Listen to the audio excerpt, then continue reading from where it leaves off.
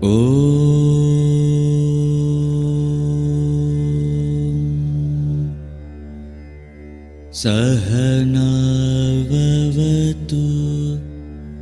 Sahanau bhunaktu Sahaviryam karavavahai Tejasvinavadhitamastu Ma vidvishavahai Om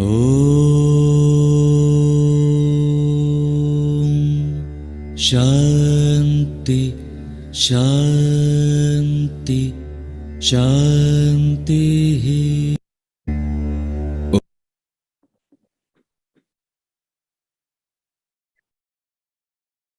Okay, good evening, good morning. Welcome back. We'll continue our discussion of chapter 7. So, as always, we will do a quick recap and then we will cover, today we are going to cover some important verses. So, I don't know whether we'll be able to cover 4 verses, but definitely we'll try to see as much as possible. 3 verses we will definitely cover. So, without any further delay, we can get started. We went through the 3 verses last week. So, first verse itself, Krishna said, Maya saktamana partha yogan yunjan madashraya ad asamshayam samagrammam yata nyasyasi tashruno. I'll tell you everything you need to know about me. I'll tell you everything you need to reach me. I'm going to tell you everything so that you can understand me completely without any trace of doubt. So that's the promise. And what are the conditions? Conditions means if I offer something, somebody has to follow certain constraints or some disciplines to reach a destination. What are all that disciplines? 3 things. Maya asakta manaha. Keep me as the highest priority. Number 1. Number 2, you need to put self-effort. You cannot just expect that by taking a pill, you will come to know me. Not at all. You have to put self-effort. You have to practice the spiritual disciplines known as yoga. Yogan yunjan. And the third one is, have faith in my words. Depend upon my grace. So when you do these 3 things, asamshayam samagrammam, without any doubt, I am going to reveal myself completely you. How? Please listen. That was the first sentence. Then he said, Jnanam teham savijnanam. So I will teach you everything, not just the knowledge, but the knowledge by which you experience the truth. Jnanam and vijnanam. We talked about the example. One is you can always talk about Gangotri, but the experience you get when you visit Gangotri is different from the experience you gain by listening about Gangotri or understanding Gangotri. So I'm not going to I'm going to teach everything.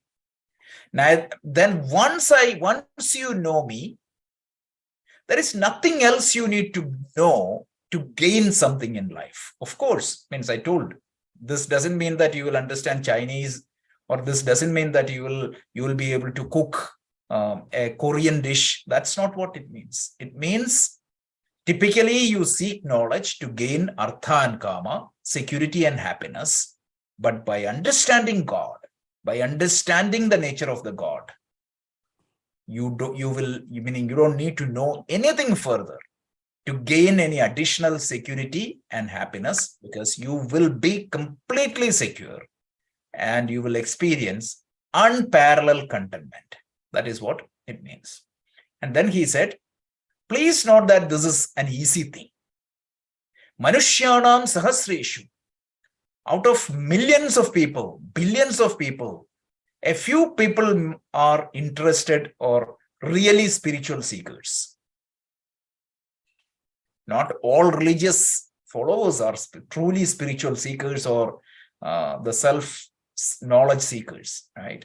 95%, meaning a lot of people are not even religious. They don't believe in God. That's number one. Those who believe in God, 90% of them are believe in God as a broker or as a supporter. That's it. There is nothing wrong in that. We already talked about that. We'll see that later. But their goal is different. Their goal is Artha and Kama, and the God is only a means to gain that Artha and Kama. Most of the people, your goal is money. And why do you pray Goddess Lakshmi? So that you get that money. So what is the real end? Real end is money. God is a means for gaining that real end. So that's majority of the people. Then there is a small minority of people who strive to know the God. And out of that striving people, only a few people reach the final destination. This is not a negative statement. This is just show the importance and value of this knowledge. And we already heard that even a little bit of this knowledge, it is going to be very helpful for everybody. So this is where we stopped. And we also talked the fact that this chapter is going to give you information on God.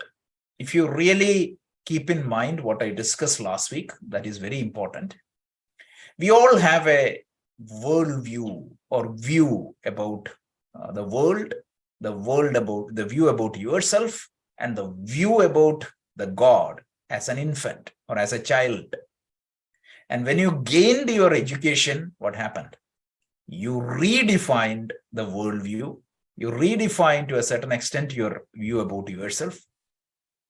But for most of the people, most of the time, the knowledge of the God remains childish or immature.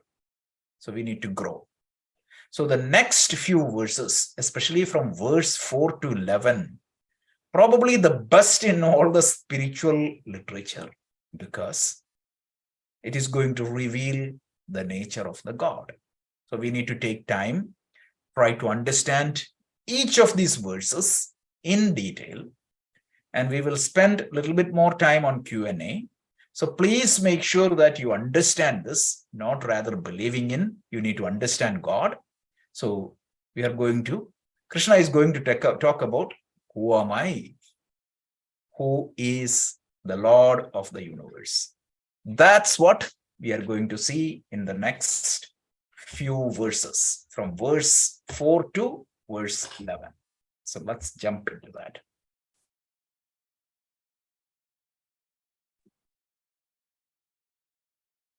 So, Anu, you may chant.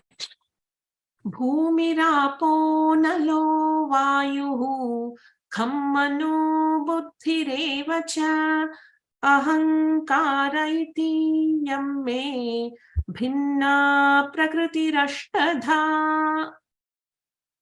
This is beautiful verses. So Krishna is trying to reveal the nature of the God. So he tells Bhumi, Apaha, Analaha, Vayuhu, Kham. Bhumi, Apaha, Analaha, Vayuhu, Kham. Anybody knows what exactly it is? Bhumi means earth. Apaha means water. Analaha means fire. Vayuhu means air. Kham means space. What are they? Pancha Bhuta. So the word Bhuta always confuses us. Especially for South Indians, the word Bhuta means something else also. So that confuses them more. So you understand what exactly is this 5-element model. Immediately you might be thinking, what? The rishis doesn't know chemistry or physics. This model is an old model. Right now we know 105 elements are there. This model is outdated. The Rishis doesn't have any knowledge. This is the usual complaint you hear when you talk about this Panchabhuta model. So this is a model. Before I go any further, or before anybody concludes that this is unscientific, can anybody tell me here what is the definition of a model? You all studied math. You all studied simulation. Those who studied computer science, I'm sure all of you studied simulation and everything. So modeling definitely comes in. Those who study operational research, you know that. What is the definition of a model? What do you mean by a model? Thank you. Rajaji, model is a framework? Yes. Why? Why do you name it a model? So that you can, you can approximate the reality based on that framework. Exactly. Kind of like a formula. So model, the textbook definition is abstract representation of the reality. Let me give you an example. You want to build a house. You get a plan. That's a model. You get a miniature. That's also a model. Everything you make, right? You create a model first, because the model allows you to visualize something bigger. So is the model exactly the reality? Is the blueprint of the house is the house? Can you go and stay in the house? No. Can you understand every aspect of the house from one model? Absolutely no. Right? And the model you create for different purposes would be different. See, if a doctor is interested to take a model of your body and a fashion designer is interested to take a model of your body, that too will be totally different. So just understand that a model is something which is used to understand something bigger. The model will help you to understand something bigger easily. An aspect of that. And model won't reveal everything about the reality. So to understand the material world, the ancient rishis has created a model. What is that model? This 5-element model. Never ever they said that there are only 5 elements. They said this model is good enough to understand or describe what they want to describe. That's it. So this 5-elemental model, per the Rishi's model, how they constructed is states of matter. Everything solid is considered as earth. Everything liquid is considered as water. Everything gas is considered as air. Everything plasma, which is the body, the particles are even further apart, that is considered as fire. And finally, even what is subtler than that, that is considered as space. This is a model. Every element in this model will fit into one of these things. Everything you can see in this universe may fit into one of these things. So per the ancient world view, they came up with a model to describe the entire material universe. And that is what it is. So here Krishna, when he say, meaning Bhumi, Apaha, Analaha, Vayuhu, Gham, he means the entire material world. That's what it is. So let's not get caught in the other things and try to understand what he is trying to convey. Then he said, right, Mana Buddhi Evacha Ahankaram Itiyamme Pinnaha Prakriti Ashtataha. So he tells Prakriti Ashtataha, my eightfold nature is 5 elements, material elements, then mind, intellect, and the individuality. Just like the physical matter, there is subtle matter. The mind, can that be considered as a matter? So he tried to say that everything physical matter, everything that is made up of subtle matter, because per the Vedanta yoga model, the mind is made of subtle matter. It is not physical matter. So everything material in this universe is my nature. It's a bold, big statement.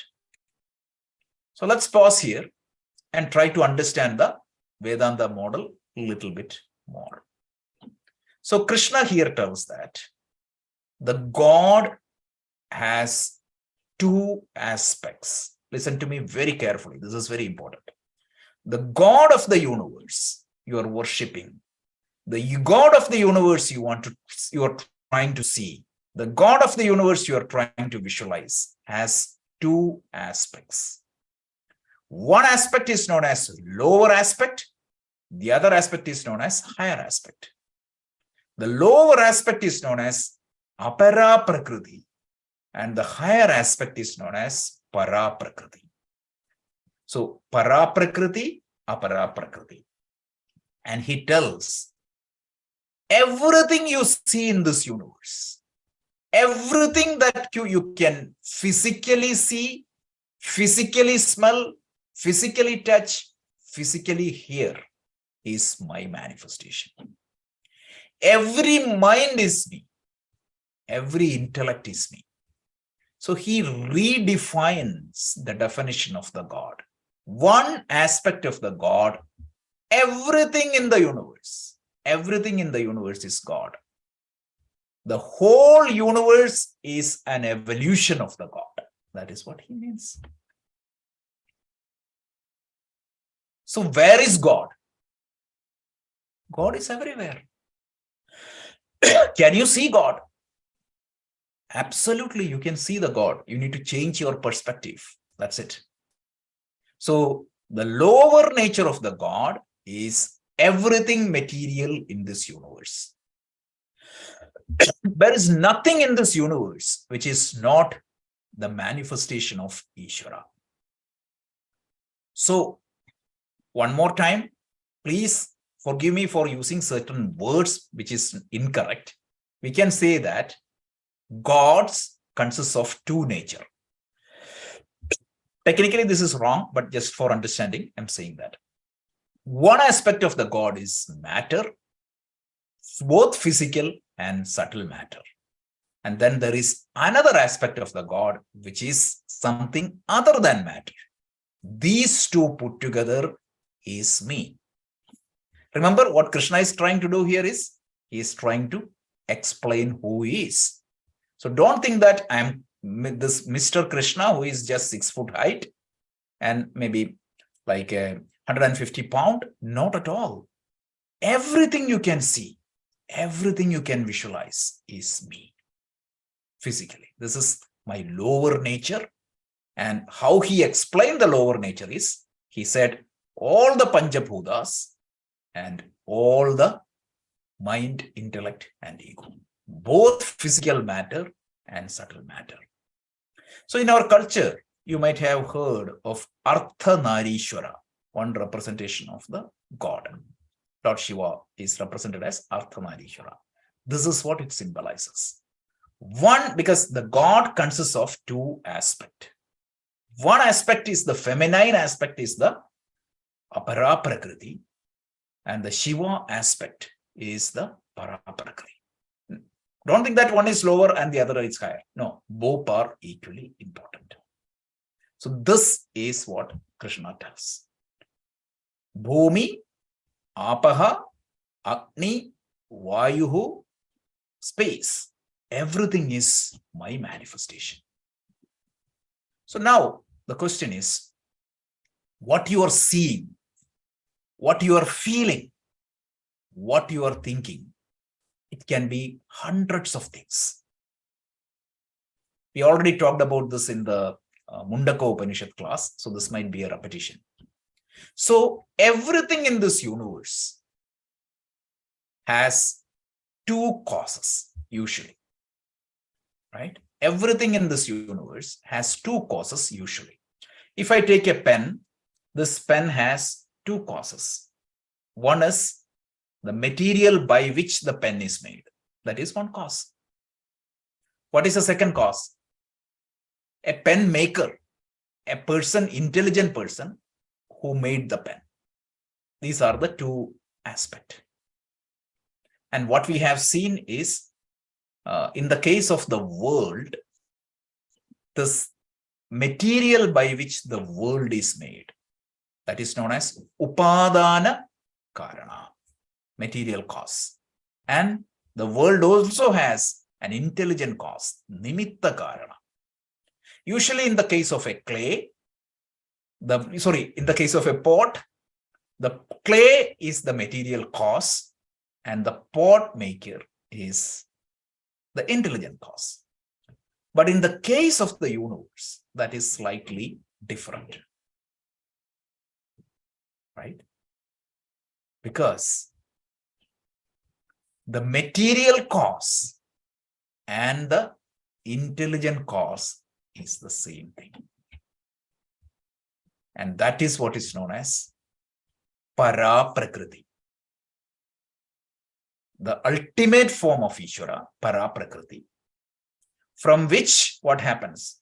The material comes out, and in that material, the intelligence is embedded again from the para prakriti. So it is known as abhinna nimitta upadana karanam. I know that this is difficult, but please try to understand.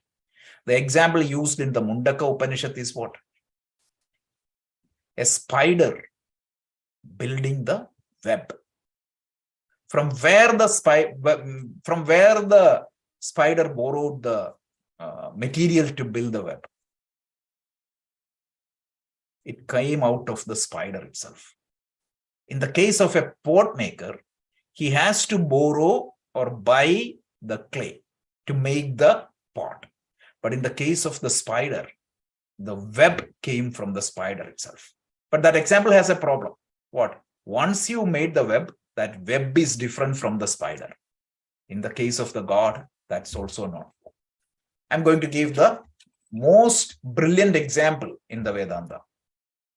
The most brilliant example in the Vedanta is the Swapna Drishtanta. Please listen this carefully. You will understand it. Let's say that you are dreaming. Swapna. In the dream, where? You are in Manhattan. So you see the World Trade Center, you see the roads, you see the river, Hudson River, you see hundreds of traffic, and you're staying there. What is the material cause of that dream?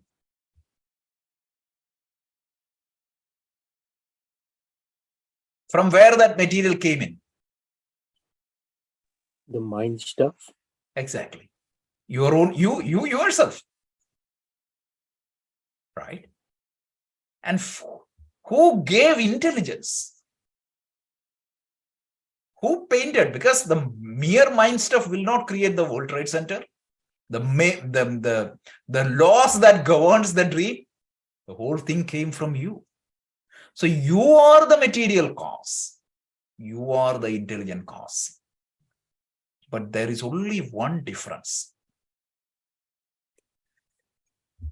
The person who creates the dream lives in a different world, different space, different time compared to the dream world and dream space. Correct?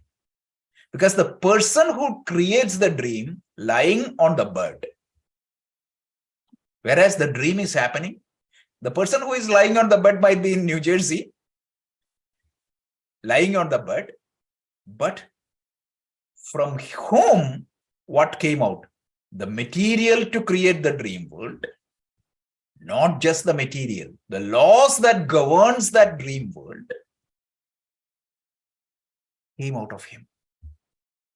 So the material cause is you, The intelligent cause is you. But not the you staying in the dream, but the you lying on the bed. The difference is you are in a different order of reality. You are in a different time, different space, different order of reality compared to dream. So like that, this whole universe came from one source. You may call that source as X. You may call that source as God. You may call that source as Parabrahman. That Parabrahman or the Ishvara or the God of the universe, the whole world projected from him, because you cannot say that it is created, because it exists in him, the material is him, the intelligence is him, everything exists in him. Finally, where it goes back? Where the dream went back? To me only. So with respect to the dream world, the waker is the God. But the only difference is that the dreamer cannot talk to the waker, because the dreamer and the waker lives in two different orders of reality. This appears to be complex, but it is not that complex. If you really understand this dream metaphor, it is very simple. So, let's say that I am dreaming. I'm just walking through that World Trade Center, meaning that pool, and everywhere I'm walking. What happens? I am meaning if it is too cold, I feel cold there. Okay, if I fall down, I get a cut there, bleeding coming from my body. Which body? Dream body. But the real me who is lying in the bed is not hurt. But the real me lying on the bed, the body is different. Everything is different. So the point I was trying to say is that the people or the person in the dream do not have, they cannot directly interact with the person lying on the bed. So the person lying on the bed can be called as transcendental nature. Whereas what you have direct access is called as immanent nature. So the God of the universe, see, what we are trying to do is not simple. We are trying to understand the God of the universe. We said the God of the universe is the Nimitta Karana. The God of the nature is the Upadana Karana. The Nimitta Karana, Upadana Karana, the material cause of the universe. Everything I am observing in this universe is the Upadana Karana, the material of the universe. And that material is known as Apara Prakriti. And that material is an immanent aspect of the God. But apart from this immanent aspect of the God, there is a transcendental aspect of the God, which is outside this time, which is outside this space, which sustains this time and space and everything here. Is that clear? In the dream, the person lying on the bed, he sustains the entire dream. He is outside of the dream. So for a person who is in the dream, let's say that in the New York City, millions of people are there. Who is the God for all of them? The person lying on the bed, because he created them, he sustains them, and finally he takes them back. And that person is outside their order of the reality. But his manifestation is what they see everywhere in the dream. The World Trade Center is his manifestation. The fountains are his manifestation. The Hudson River is its manifestation. And the people wandering there is his manifestation. The snow that falls is his manifestation. The sun that shines is his manifestation. Everything is him. So anything you can visualize, materialize, is Ishvara's manifestation. So There are so many technical terms we used. So please understand what is para prakriti, what is apara prakriti. Apara prakriti is the material you can see in the entire universe. Krishna said, this is my lower aspect. And then this is me. Everything you see and touch and hear and everything is me. So that is one aspect. And then para prakriti, apara prakriti, it is known as, one is the upadana karanam and the other one is nimitta karanam. And we said one more thing. What is that? These are in two orders of reality. One is in the relative order of reality. The other one is the transcendental order.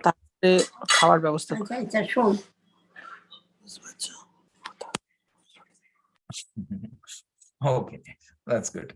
So transcendental and immanent. So mind you, we are borrowing the Greek terminology. This transcendental and immanent is the Greek terminology.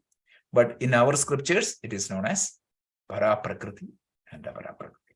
So here Krishna tells, Bhumi, Apaha, Analaha, Vayuhu, Kam, Manaha, Bupphi, Ahankaram. All this is me. That's it. This is one aspect. So Krishna is slowly revealing his own nature. This is the first part. Let's try to see a little bit more. So this is what it is. The whole physical matter is me. The material fabric of the universe is me. Nothing but me. In the dream, as I said, the World Trade Center, the water, the mist, even the air that circulates, everything is me. Earth, water, air, fire, space. And the subtle matter, mind, intellect, ego, everything is me. In other words, in this universe, the entire material fabric of the universe is me. That is what Krishna tells. Then he tells,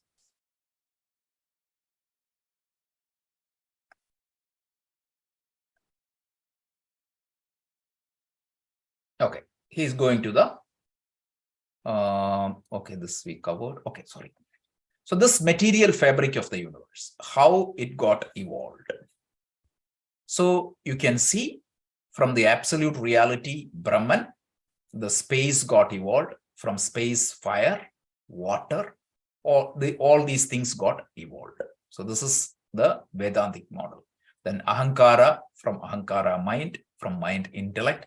This is a Sankhyan model. This is used in the Bhagavad Gita. In other words, what we are saying is that the whole matter got evolved from the absolute reality. One more point. This is just out of curiosity. For the Vedantic model, what happens? It pretty much resembles your deep sleep. In deep sleep, where is the world? Dream world. It's in a potential form. It's not manifested. The material used to create the dream world is already in the waker, or sorry, in the deep sleeper. The intelligence is also in the deep sleeper. So prior to this manifestation of this world, everything was in a potential form, and it is known as undifferentiated form of Ishvara. And that is again the para prakriti that always exists. It never go like it will not be unavailable at any point of time, because Ishvara always exists. At the beginning of a cycle, what happens? First, these elements will come. That is the apara prakriti's primordial shape is these elements. And the combination of these elements are the entire universe. This is what the material fabric of the universe. Okay, so let's continue. The next is, what is para prakriti? Krishna is going to talk about what is para prakriti. So I know, if you don't mind, can you chant?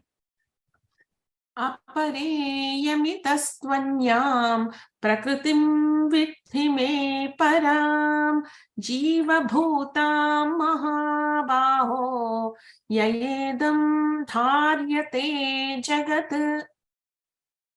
Okay, so very nicely he tells, in addition to this lower nature, apareyam idam. So in addition to this lower nature, prakritim viddhi me param, I have a higher nature also, right? The lower nature is there. Apart from the lower nature, there is a higher nature. Prakritim viddhi me param. Please know that this is known as para prakriti. Earlier what we talked was apara prakriti, which is the material. And what is the nature of this para prakriti? Jiva bhudam mahabahu. This is the consciousness in me. It is the essence of all the being. And he tells, yayedam dharyate jagat. And this higher prakriti or the para prakriti is what that sustains the entire universe. Appears to be very complicated. Let's try to take the Swapna Drishtanda, the dream example, and try to understand. Have you ever seen a dream without you being a character? You will also be there in that dream, right? And you have a sense of individuality and you are conscious in that dream. And from where that consciousness came? It is the same consciousness of the person who is lying and dreaming. So this Krishna tells, in this world, the higher nature of the God manifests as consciousness in every being. If you really think about this, we have done this detailed analysis in Mundaka Upanishad. In the Mundaka Upanishad, we said, right, the whole universe, what is common in all the manifestation, because Mundaka Upanishad started, what is this fundamental particle by which the entire universe is made up of? And the Rishi said that that particle should be Sarvagatam. There are 4 or 5 conditions, we saw that, right? It should be there in every being. So that conditions, when we try to apply, we found that there is only one thing that satisfies that definition, which is known as Sat, or the existence. If you remember, that is what we saw. Here Krishna is saying that the entire material is made of me. Now, I cannot find that Sat. I cannot find that Sat in anywhere else, because a pen does not have that characteristics. A sun does not have that characteristics. It's all the apara prakriti. Where can I find the para prakriti in this world? There is only one area you can find the para prakriti, which is the consciousness. Per the Vedanta model, this consciousness is the para prakriti. I don't have to explain what is consciousness, because you all experience that every day. So Jiva Bhudam Mahabahu, O mighty armed soldier, it's not away from you. Krishna said, I just explained. Everything that you observe in this world is my apara prakriti, because everything I can objectify is material, whether it is physical or subtle, right? I might see a computer that is physical, or I might think about a beautiful place in my mind. So the one is physical matter, the other one is subtle matter. Both physical matter and subtle matter are nothing but apara prakriti. So where is my para prakriti? The para prakriti is consciousness. So the para prakriti is consciousness. And please understand that this consciousness is only one. For the entire universe, there is only one consciousness.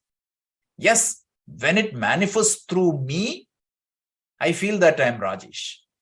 We have the standard classic example, right? We talked about this in the Upanishad class. If there is a sun and there are 100 buckets of water, what happens? You can see a reflection of the sun in almost every bucket of the water.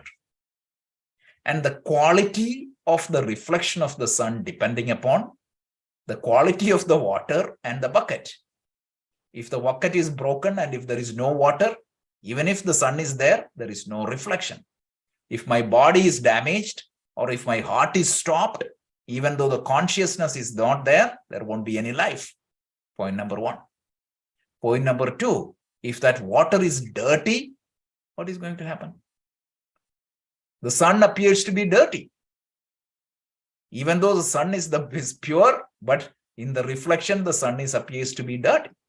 So if my mind is impure, what happens? The consciousness that reflects in the mind appears to be impure, even though it is not impure. So that's another thing. And the third thing is, if the mind is turbulent, if the water is shaky, the sun appears to be dancing, but the real sun doesn't dance. So my Paraprakriti doesn't dance, but the reflection appears to be dancing. But it is the sun that gives reflection in everything. And Krishna tells that Jiva Bhudam Mahabaho. It is that consciousness that gives life to all being. And it is that consciousness, Paraprakriti. It keeps the world sustained, because even the Aparaprakriti is born out of Paraprakriti. The matter came out of it, the consciousness came out of it. Together, matter and consciousness, it is the entire universe. So it is my Paraprakriti that gives existence to this entire universe. So in other words, Krishna's summary is, if you want to understand me, understand that I have two aspects, and that is how I am being represented as Ardhanarishwara. One aspect is known as Paraprakriti, another aspect is known as Aparaprakriti. One aspect of me is known as immanent aspect of the God. The other one is known as transcendental aspect of the God. Third point is that one is the material aspect of the God. The other one is the consciousness aspect of the God. One is the Upadana Karana of the world. The other one is the Nimitta Karana of the world. So the whole universe is created, sustained, and finally taken back by these two principles. These two put together is me, Ishvara. And there is only one Ishvara. Everything in this world is my manifestation of me, nothing else. And Krishna tells, right? I am the Abhinna Nimitta Upadana Karana. Just like the waker is the material cause and the intelligent cause of the dream, it is like Ishvara is the Abhinna Nimitta Upadana Karana. These are my higher nature and lower nature. In other words, as simple as that, matter is the lower nature, consciousness is the higher nature. The combination of this matter and consciousness is the entire universe you experience. The material aspect is symbolized as Parvati or the Shakti, and the feminine, the other aspect, the consciousness aspect is symbolized as Shiva, and that is the Artha Narishwara Sankalpa. So, couple of minor points. So, this is what he tells. Paraprakriti is that by which the entire universe is sustained. It is of the nature, Sat, existence. It is of the nature of consciousness, and it is of the nature of Ananda. And this Paraprakriti provides life to all beings, consciousness. Even Aparaprakriti also comes out of Paraprakriti. So this is what it is. The absolute reality without any attributes. That is what is Paraprakriti. Nirguna Ishvara. From that, what happens? Aparaprakriti came in as the fundamental elements, and from the Paraprakriti, all the non-living beings come, and when the absolute consciousness get reflected there, it becomes like living beings. This is the nature of the God, the higher nature. So a couple of more points. Paraprakriti means it is the sustainer of the entire universe, cause of even aparaprakriti, and it supports the life by providing consciousness. Whereas aparaprakriti, it is the material cause of the universe, and it consists of the physical and subtle matter, and it is born out of paraprakriti. This is the essence, meaning we can stop here. We covered 2 verses, but what we started discussing was the nature of God. So as I said, this chapter, this verse 4 to 11 is going to talk about the nature of Ishvara. So what we will do is we will do the closing prayer and we can have a Q&A. Anu, can you do the closing prayer? Yeah. Yes, Raj. Om Purnamadav Purnamidam Purnat Purnamudachyate Purnasya Purnamadaya Purnamevavashishyate. Om Shanti Shanti Shanti. Harihi